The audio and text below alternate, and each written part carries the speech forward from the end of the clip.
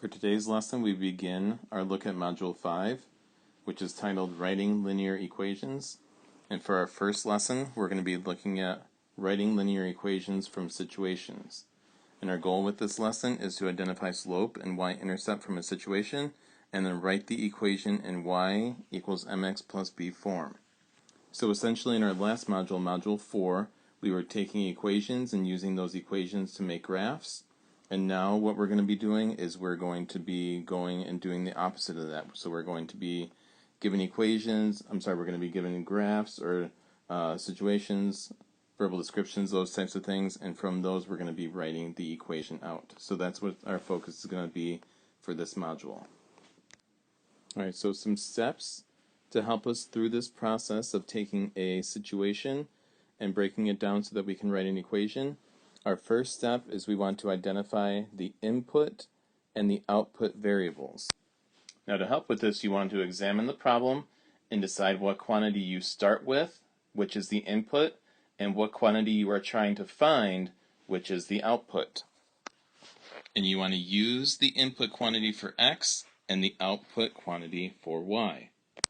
Now I realize that input and output might be terms that we aren't super familiar with, but we have used synonymous terms so far this year when we've been talking about independent variable and dependent variable. The input and the independent variable are the same thing, they're just different ways of talking about it, and the output and the dependent variable are also the same. So for the input, we're looking for things related to time or anything that's not money. And for the output, we're looking for anything that is money related or not time related. Okay? So that'll help us when we're trying to identify our input and our output variables. And so when you're showing your work, the first thing I would encourage you to put is for the input, I'd have you write input with the letter x in parentheses is equal to, and then tell us what that actual thing is. What is that thing that is the input? And then for the output, you're going to do the same. You'll write output with the variable y in parentheses is equal to, and then tell us whatever that thing is. Again, the input is probably going to be related to some measure of time, or if there's money in the problem, that's going to be the output. Okay? So that's going to be our first step, just simply identifying what it is we're looking for in the problem. What's our input and what's our output? We're going to look at some examples, and hopefully it'll become a little bit clearer as we do. For our second step is to use the information in the problem to write two ordered pairs, and that's only if necessary. There might be some problems where we do have to identify the two ordered pairs in order to show further work later on in the problem. Other problems we can skip that step entirely because they give us the slope and the y-intercept right in the problem. Now the reason that we want to use the information to write the two ordered pairs is to help us with our third step. Third step is to find the slope. And there might be some problems where they just tell us what the slope is. We just have to recognize that they give us the slope in the problems. Other times, if they don't give us a slope, they will give us information that we can use to write the two ordered pairs. And then the two ordered pairs, we can use y2 minus y1 over x2 minus x1. So our third slope in general is just to find, third step is to find the slope. Sometimes the problem will give it to us. Other times we have to use m is equal to y2 minus y1 over x2 minus x1 to find the slope. Our fourth step is a step that we've done in previous lessons. This is something that we've learned how to do in previous modules and previous lessons to find the y-intercept. And to do that, we want to use the slope, so our value for m, and an ordered pair, x comma y, and substitute the values in to y equals mx plus b. Our value for y from the ordered pair is going to get substituted in here. Our value for slope is going to get substituted for m, and our value from the ordered pair for x is going to get substituted in here. And then we're going to use all that and solve for b. This is something that we've done before. Again, we'll go back over it when we look at some examples, but we want to find the y-intercept. Now, just as with the slope, there might be problems where they come out and tell us this is the value for the y-intercept. They're not going to put it quite like that, but if we can decipher from the problem what they're telling us, then we can identify the y-intercept. Other times, it won't be so cut and dry, and we'll have to go through these steps a little bit more in a little bit more detail. Now for our fifth and final step, we want to use the value for slope and y-intercept to write the equation of the line in y equals mx plus b form. Once we have that, we are completely done. So what I want to do now is take a look at a few examples. A couple examples will show you how to identify the slope and y-intercept directly from the problem, if that information is given to you. And if not, we'll go through a couple other examples where we have to identify two-ordered pairs, find the slope, find the y-intercept, and take our steps going that way. Alright, so let's take a look at our first example. For our first example, we have a situation in which Greta makes mugs and bowls out of clay at a local pottery studio. So she uses clay to make different mugs and bowls and that kind of thing. Now, in order to use the studio, she has to pay a $15 membership fee and an equipment fee of $3 per hour. The equipment fee is for things like using the potter's wheel, tables, the kiln, all that different kind of stuff. So she pays a one-time membership fee of $15, and then for every single hour that she's there, she has to pay an additional $3. So let's take a look back at our steps to see what we need to do first with this type of problem. First thing that we want to do, identify the input and output variables. So for our input, we're looking for things related to time and that sort of thing. So we see a measure of time right here when we're talking about hours. So our input is going to be a measure of time, is going to be time measured in hours. So again, our input x is going to be time measured in hours, and our output, we know that our dependent variable or our output is always going to be money if it's part of the problem. So for our output, it's going to be money measured in dollars. So there's our first step. We've identified the input and the output from this problem. Now we want to move on to our second step, which is to use the information in the problem to write two ordered pairs if necessary. We want to use the information in the problem to write two ordered pairs. When we look at this problem, we're only given two numbers total. We're given this 3 and we're given this 15. So that is not enough information to write two ordered pairs. So I'm betting that this is a problem where we can identify the slope and the y-intercept from the information directly in the problem. So we're skipping past step 2 for this problem and going to step 3. Step 3 says find the slope. A lot of times for slope, you're looking for this word per. Per tells us something happening as something else happens. So we're paying $3 per hour. So for our slope, we're going to have 3. All right, $3 per hour, that's our slope. That's all we have to do for that step. Other problems where we have to identify the two ordered pairs first, we're going to have to do a bit more work to actually find the slope. Now we move on to our fourth step, where we want to find the y-intercept. Now, in a word problem such as this, if the y-intercept is actually in the problem itself, you're looking for something that happens one time, and once that one time happens, we're not worried about it anymore. Okay, so we have a one-time membership fee that she pays. That's $15. So the y-intercept for this problem, our value for b, is going to be 15. She pays $3 every time she's there per hour, but she only pays the $15 once. So now for our last step, which is to actually use the values for slope and y-intercept to write the equation in y equals mx plus b form. So again, we're using y equals mx plus b form, and we're going to substitute 3 in for m. We're going to substitute 15 in for b, and we get y equals 3x plus 15. And that is our answer. That is our equation that represents this situation, y equals 3x plus 15. The y gives us how much money she would have to pay for using the studio based on the number of hours that she is there, which is represented by x. Alright, so again, this is a problem where the value for the slope and the value for the y-intercept is given to us directly in the problem itself. There will be problems, however, where we're going to have to identify ordered pairs first and use those ordered pairs to get slope and use slope to find the y-intercept. So we're going to look at a couple more examples of how to do those problems that might be a bit more complicated. Alright, for our second example, and of course with all the examples, I do expect that you write the examples down word for word.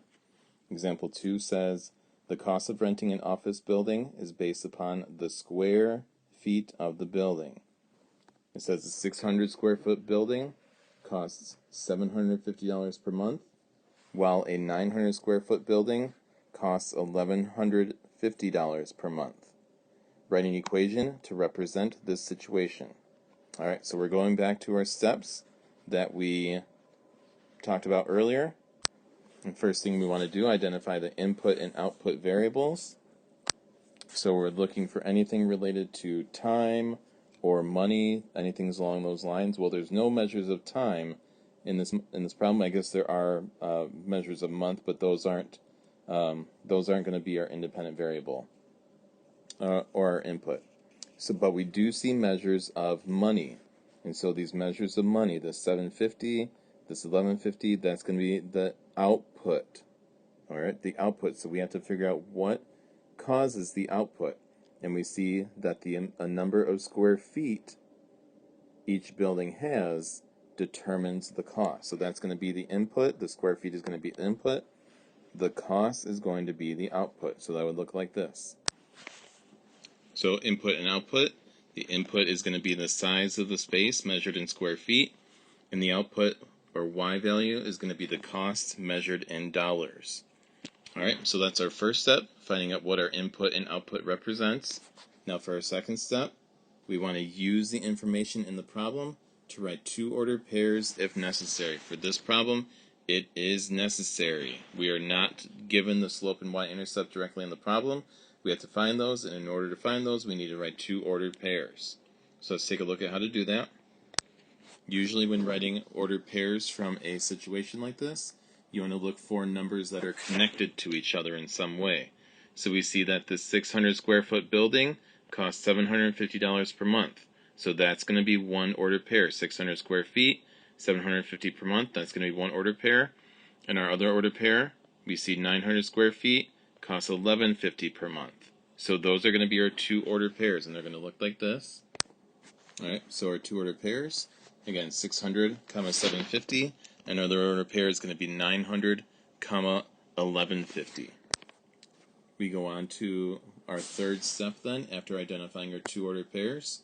Our third step is to find the slope, and in this situation we're going to have to use m is equal to y2 minus y1 over x2 minus x1. So again, we're using our two ordered pairs. Let me scroll up a little bit to find the slope. So we have m is equal to, I encourage you guys to always write your fraction bar and your two minus signs first. Know our value for y2, the y value from our second order pair would be 1150. Our y value from our first order pair would be 750. x2 is in the bottom left. x2 is going to be our value 900.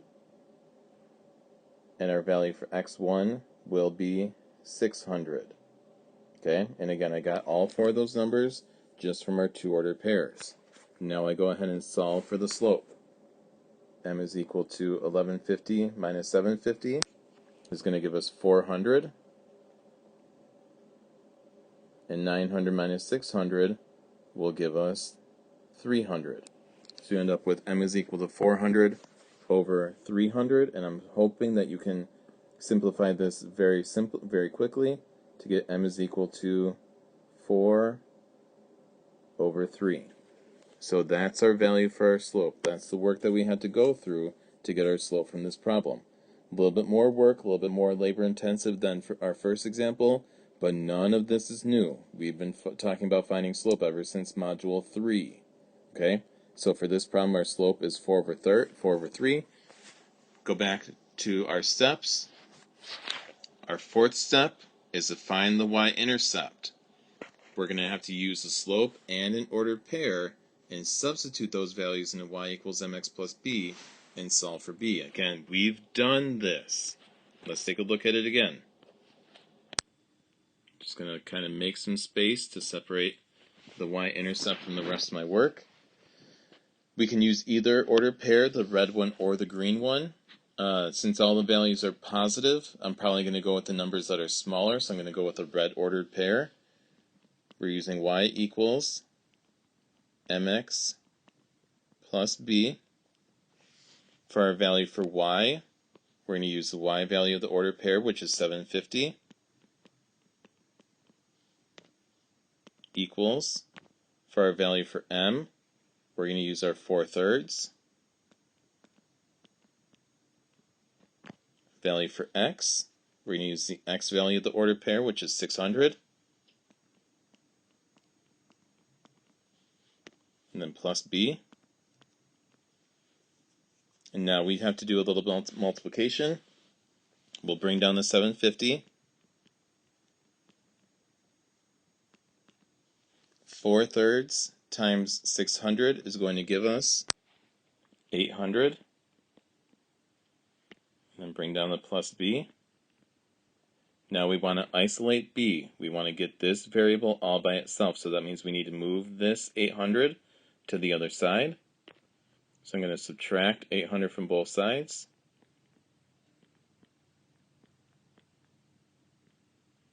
These will cancel. 750 minus 800 is going to give us negative 50. So negative 50 is going to be our value for b. Now we've identified all the information we need to find. M is 4/3, b is negative 50.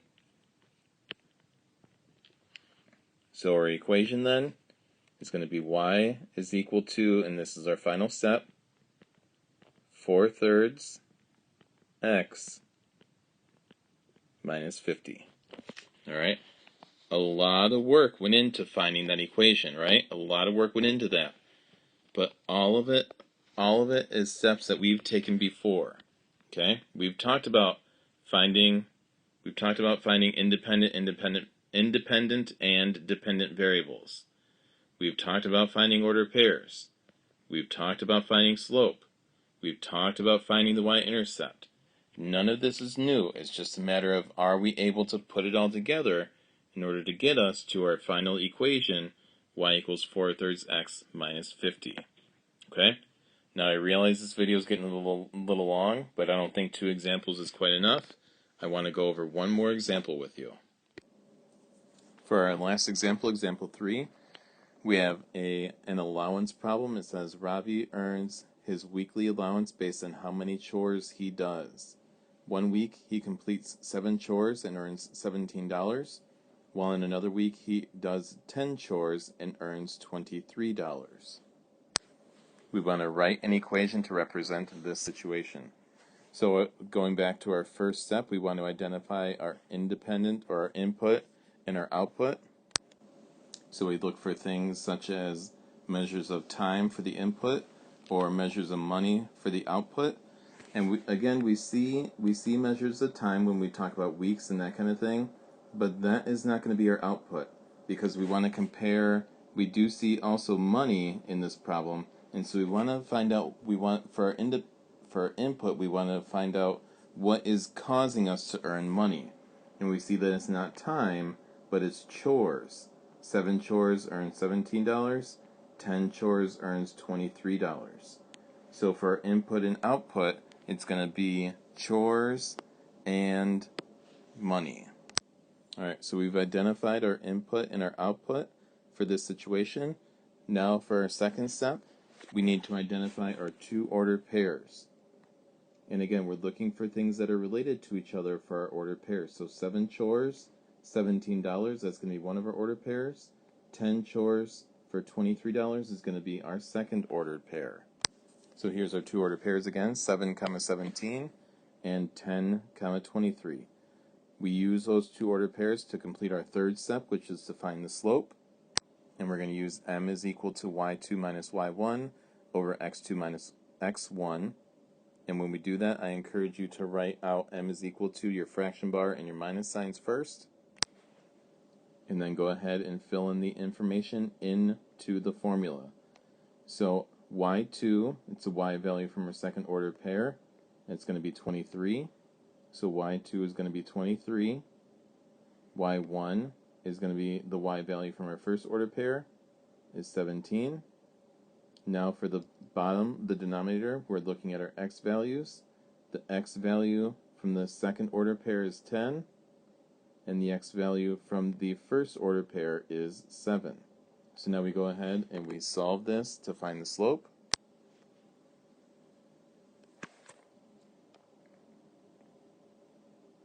So m is equal to 23 minus 17 is going to give us 6. 10 minus 7 is 3. So our slope is 2. But 2 what? What's happening as in order to help us earn more money, it's going to be $2